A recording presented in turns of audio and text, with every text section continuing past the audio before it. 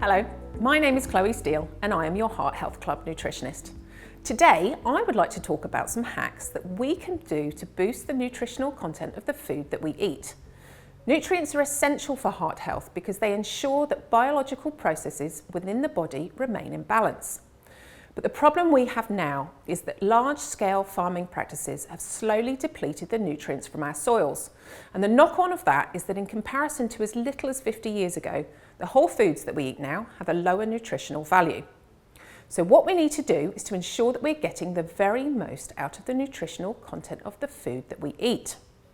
Now, there are lots of things that we can do to our foods, and I just wanted to give you a few examples of what these are so that we can either boost their nutritional content or ensure that we aid our bodies in absorbing the maximal amount of nutrition. Now, I want to start by looking at vitamin D. Studies have shown that individuals with low vitamin D levels are at an increased risk of heart disease. Now, this is especially important in Australia because as many as 1 in 3 of us have mild, moderate or severe vitamin D deficiency. The easiest way for us to get vitamin D is to get sun exposure, but the increased risks for skin cancer associated with that can be off-putting for some people. But there is another way that we can get vitamin D, and this is through our diet. But our foods only contain very low amounts, and getting enough in our diet can be challenging.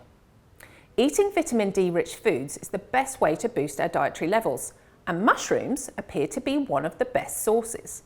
Now, like us, mushrooms synthesize vitamin D in their skin in the presence of sunlight. So if you would like to increase the amount of vitamin D in your mushrooms, then simply 30 minutes before cooking, slice them up and place them in the sun. Now, this will increase their vitamin D content and makes them even better for heart health. Now, on to the second nutrient I would like to talk about, which is lycopene. Lycopene can have a protective effect on the heart because it acts as an antioxidant, helping to rebalance oxidative stress. Now, heart disease has been shown to be increased in people who are suffering from oxidative stress because they have higher numbers of harmful oxidants in the body.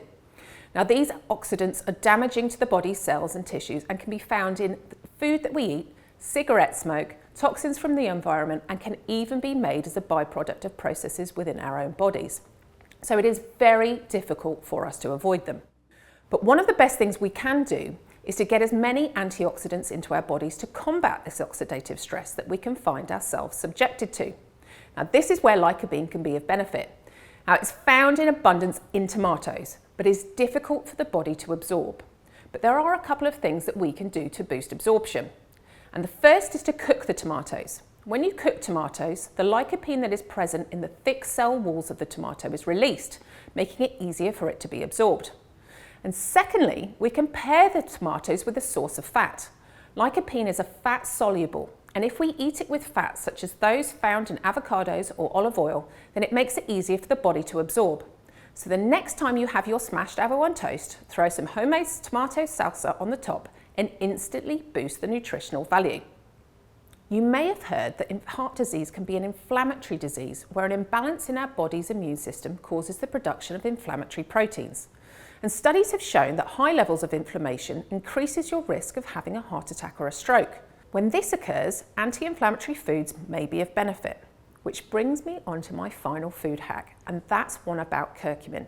This is a natural anti-inflammatory found in turmeric.